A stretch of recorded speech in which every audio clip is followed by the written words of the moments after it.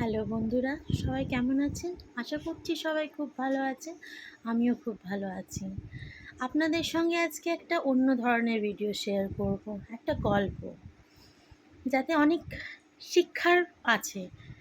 এটা যদি আপনারা ভালোভাবে নেন তাহলে বুঝতে পারবেন কতটা শিক্ষামূলক জিনিস আছে এখানে। তাহলে গল্পে আসি, শুনুন, দেখুন, ভালো লাগবে আপনাদেরও। আমি তাহলে স্টার্ট করছি। এই যে অনেকগুলো বেশ বন্ধু ছিল, এক গ্রামের গল্প। একটা গ্রামে অনেক মন্দির, সব মন্দিরই আছে, তবে একটা মন্দির ছিল না ওই গ্রামে, সেটা হলো শিব ঠাকুরের মন্দির। একদিন বন্ধুরা সবাই বসে আলোচনা করছে, কি বেশ কয়েকজন ছিল বন্ধুরা, ধরুন 5-7টা মতন ছিল বন্ধুরা। এবারে বন্ধুরা সবাই আলোচনা করছে, যদি এইখানে একটা মন্দির করা যায় গ্রামের মধ্যে কেমন হয় বলো তো। সব সব বন্ধুরা নিজেদের মধ্যে আলোচনা এটা চলছে। তো একে অপরের সঙ্গে আলোচনা করে ওরা বলছে, হ্যাঁ ভালো হবে, ভালো হবে। তো এবারে ভালো তো হবে, তার জন্য সবাই করলো কি, তাহলে এক জায়গাতে আমরা কিছু কিছু করে টাকা কন্ট্রিবিউট করে একটা মন্দির তৈরি করব। যেমন কথা তেমন কাজ। ওরা পরের দিন থেকে ঠিক নিজের মন্দিরের ব্যবস্থায় লেগে পড়লো, মন্দিরটা করা আরম্ভও করলো। তারপর ওদের মাথার মধ্যে এলো যে আমরা ঠাকুরটা যে করব, তাহলে কী দিয়ে করি। শিবলিঙ্গ বসাবো ওখানে, শিবলিঙ্গটা কি কিনে আনবো? তখন এক বন্ধু হঠাৎ করে বলে উঠছে, পাশের গ্রামে জানিস, আমি একটা জিনিস দেখেছি, দুটো পাথর রাখা আছে, ওটা দিয়ে যদি শিবলিঙ্গ করা যায় কেমন হয় বলতো?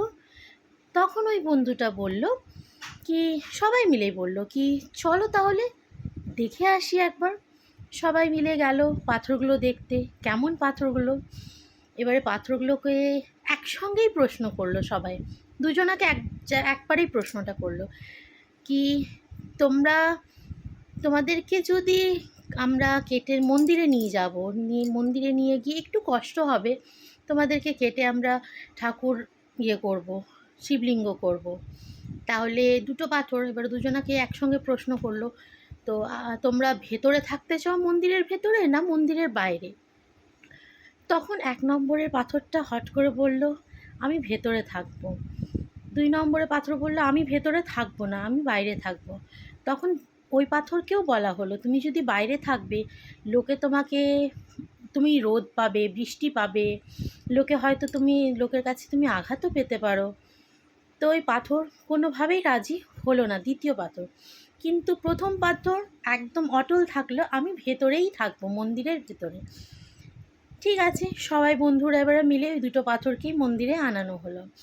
এবারে একটা পাথরকে কেটে কেটে করে খুব সুন্দর করে একটা শিবলিঙ্গ তৈরি করলো। এবার শিবলিঙ্গ তৈরি করে মন্দিরে স্থাপন করা হলো। আর আরেকটা পাথর যেটা, ওটাকে বাইরে রাখা হলো।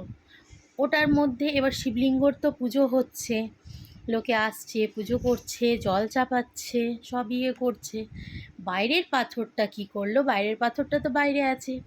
এবারে লোকে ওটার মধ্যে বৃষ্টি পড়ছে, রোদ লাগছে, সবই হচ্ছে। ধরুন অনেক যারা প্রসাদের মধ্যে নারকেল চাপাচ্ছে, তারা ওই পাথরের মধ্যে এসে নারকেলের বাড়ি দিচ্ছে, নারকেলটা ফাটাচ্ছে।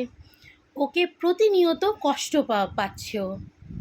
তাহলে এখান থেকে একটা শিক্ষামূলক কথা আমরা কি শিখলাম বলুন?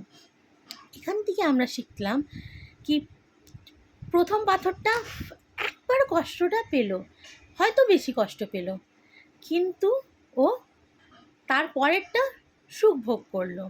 কিন্তু দ্বিতীয় পাথরটা কি হলো, ও সুখটা ভোগ করতে পারলো না। ও বাইরে থাকলো, যতদিন থাকবে ওখানে ততদিন ও রোদ পাবে, বৃষ্টি পাবে, প্রত্যেকটা মানুষ ওকে, মানে নারকেল যে ফাটাবে, ওর তো একটা আঘাত হচ্ছে, তাই না বলুন? এটা এটার থেকে আমরা একটা জিনিস শিখলাম কি, যদি আমরা সঠিক সময় যদি সঠিক সিদ্ধান্তটা নিতে পারি, তাহলে আমাদেরও লাইফে এক একটা টাইম আসে, একটা পার্ট আসে, আমরা যদি সেই সময় ভালো একটা ওই শিক্ষাটা নিয়ে নিলাম, আমরা সিদ্ধান্তটা ভালো নিয়ে নিলাম কি হ্যাঁ আমি এটাই করব, তাহলে ওটা আমাদের জন্য ভালো হয়। আর যদি আমরা ওখানে ভুল সিদ্ধান্ত নিয়ে নিলাম, তাহলে কি হবে বলুন তো? ওই দ্বিতীয় পাথরটার মতন আমাদেরকে সারাটা জীবন কষ্ট পেতে হবে। এটাই আমার গল্প ছিল। আপনাদের গল্পটা কেমন লাগলো কমেন্টের মাধ্যমে জানাবেন। যদি আমার গল্পটা ভালো লাগলো তাহলে লাইক করে দেবেন, কমেন্টে আমাকে জানাবেন, পেজটা ফলো করবেন। এরকম আরও নতুন নতুন গল্প নিয়ে আপনাদের সামনে আসবো, শিক্ষামূলক গল্প নিয়ে আসবো, যাতে আপনাদেরও ভালো হয়, আপনারাও কিছু শিখতে পারেন। কেমন? আর যদি আপনারা আমার এইটা ফেসবুক থেকে দেখছেন তাহলে ফলো করে দেবেন। ইউটিউব থেকে দেখতে গেলে আমার চ্যানেলটাকে একটু সাবস্ক্রাইব করে দেবেন। ঠিক আছে বন্ধুরা, এখন তাহলে আসি, আবার দেখা হবে পরবর্তী অন্য কোনো গল্প নিয়ে। এখন তাহলে টাটা।